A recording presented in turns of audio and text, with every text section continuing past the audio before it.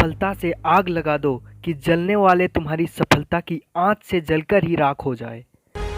अगर तुम किसी ऐसे इंसान को ढूंढ रहे हो जो तुम्हारी लाइफ बदल दे, तो यार एक बार जाकर शीशे की तरफ देखो। किसी ऐसे टाइम का इंतज़ार मत करो जब तुम्हारे पास सब कुछ हो जाए और तब तुम शुरुआत करो। नहीं, जो करना है अभी करो, क्योंकि आप कभी उसे नहीं हरा सकते हैं जो कभी हार नहीं मानता है। ये सोचना बंद करो कि क्या गलत हो रहा है, बल्कि यह सोचो कि क्या सही हो सकता है। मेहनत इतनी करो कि जब कोई आपकी बायोग्राफी सुने तो उसके रोंगटे भी खड़े हो जाएं।